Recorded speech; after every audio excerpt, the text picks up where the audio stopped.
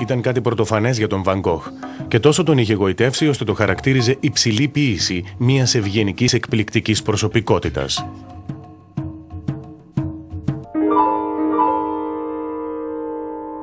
Και με τη σειρά του, ο Γκογκέν είδε στις μελέτες των ηλιοτροπίων μια γνήσια πρωτοτυπία, την παλέτα των Ιμπρεσιονιστών ενισχυμένη από τη στιβαρότητα των Ολλανδικών καταβολών του Βαν Γκοχ.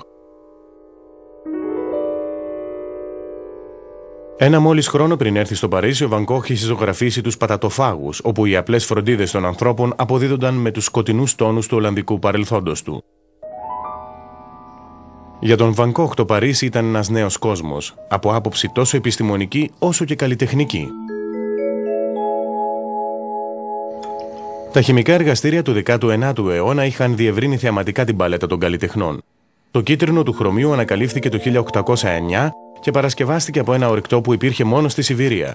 Αυτό προσέφερε μια πρωτόγνωρη φωτεινότητα και ένταση. There were a great number of new materials available to painters in the 19th century, and it enabled them to produce effects that painters of previous centuries were simply not able to obtain.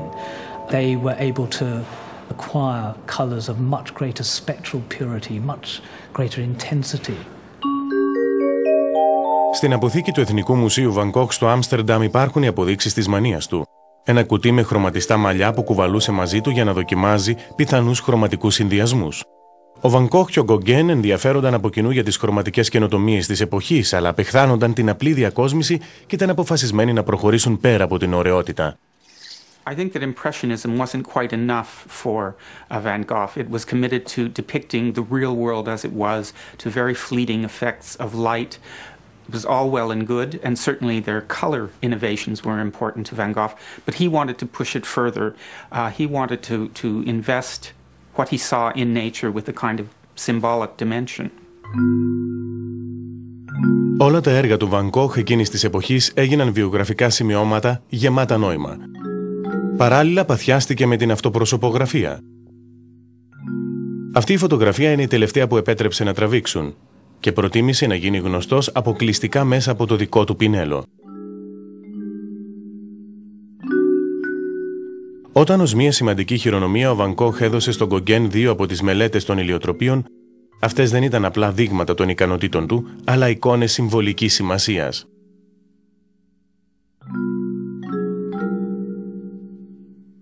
It was his idea that reality always had a symbolic component. And this is very much coming out of his early formation in the Netherlands, particularly as the son of a minister in a culture which was steeped in an emblematic tradition, in which lessons from the Bible could be read in events from everyday life. He could not but have been aware that the sunflower had a rich emblematic tradition.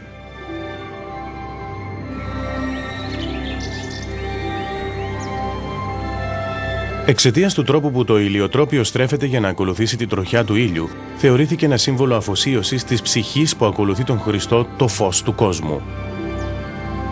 His father, the Reverend Van Gogh, had in their house framed images of landscapes and other types of imagery with inscriptions from the Bible. Αυτό το βιβλίο με εικόνες του 17ου αιώνα, η βιβλίο συμβόλων, σαφώς δείχνει ότι το ηλιοτρόπιο έφερε μια θρησκευτική σημασία στην Ολλανδική κουλτούρα. The motto is Christi actio imitatio nostra, so Christ should be followed by us. And the text is from St. John. It says, I am the light of the world.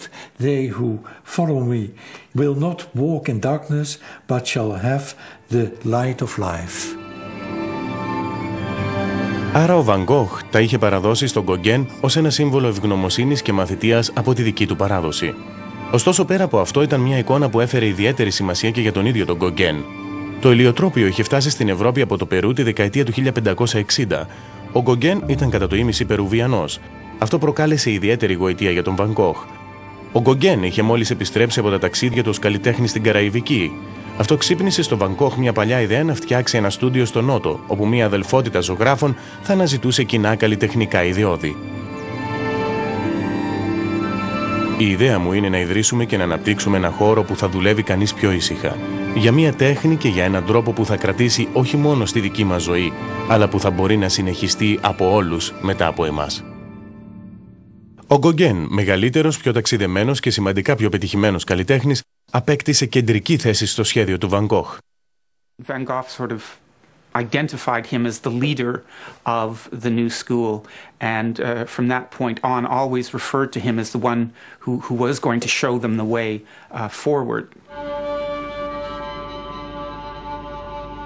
Ο Γκογκέν, αγνοώντας ακόμη τη θέση που του είχε φυλάξει στα σχέδιά του ο Van Gogh, άφησε το Παρίσι για να ακολουθήσει τις δικές του φιλοδοξίες στη Βρετάνη. Μερικές μέρες αργότερα, ο Van Gogh, με την πρόθεση να βρει ένα κατάλληλο μέρος για να δημιουργήσει την κοινότητά του, έφυγε από την πρωτεύουσα για την Άρλ της Προβυγγίας.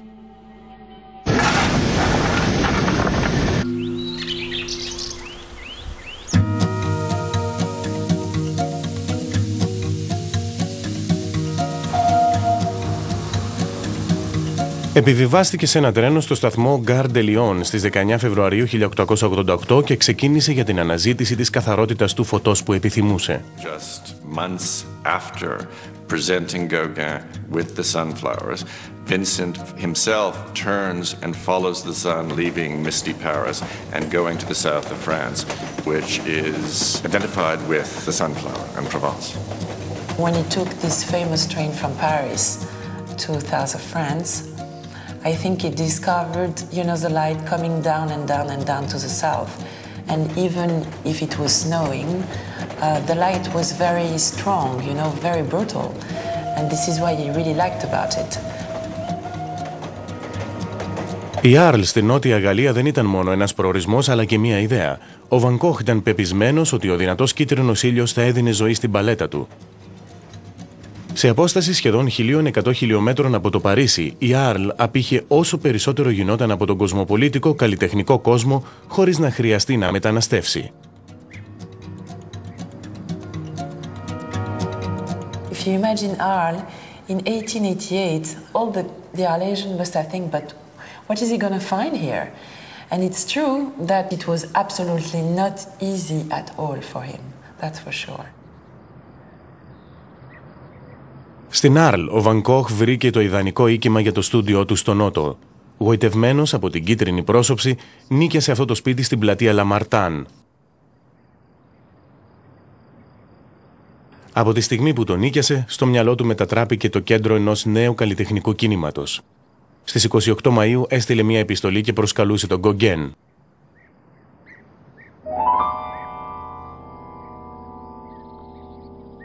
Ήθελα να σε ενημερώσω ότι έχω νοικιάσει ένα σπίτι 4 δωματίων στην Άρλ.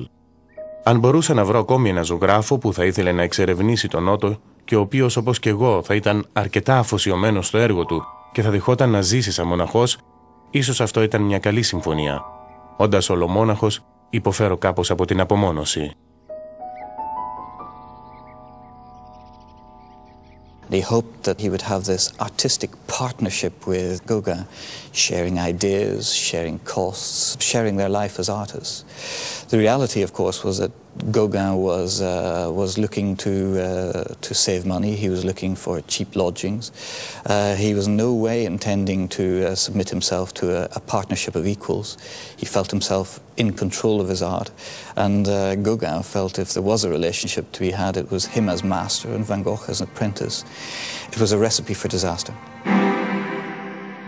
Ήταν μια τρομερή παρεξήγηση, η οποία ωστόσο γέννησε ένα αριστούργημα. Η προσδοκία της ίδρυσης μιας νέας καλλιτεχνικής σχολής μαζί με τον Γκογκέν οδήγησε τον Van Gogh σε μια περίοδο έντονης δημιουργικότητας. Στους επόμενους 5 μήνες δημιουργούσε έναν πίνακα την ημέρα. He became in a sort of frenzy about it. I mean, the preparations that he underwent before Gauguin finally consented to arrive. It's almost like a schoolboy expecting the advent of the teacher. And one of the things he was absolutely committed to doing was to paint important pictures that would show Gauguin what he'd been doing when he arrived. As much as he wants Gauguin to come, he says, I know Gauguin's going to influence me. And before that starts happening, I want to show him what I'm capable of myself. Περιμένοντας την άφιξη του Γκογκέν, ο Van Gogh ζωγράφισε τους σπουδαίους πινακές του, το κίτρινο σπίτι, το δωμάτιο στην Άρλ και τα ηλιοτρόπια. Δουλεύω σκληρά. Ζωγραφίζω με τον ίδιο ενθουσιασμό που οι μασαλιώτες τρώνε κακαβιά. Δεν νομίζω ότι θα σε εκπλήξει όταν μάθεις ότι ζωγραφίζω μερικά μεγάλα ηλιοτρόπια.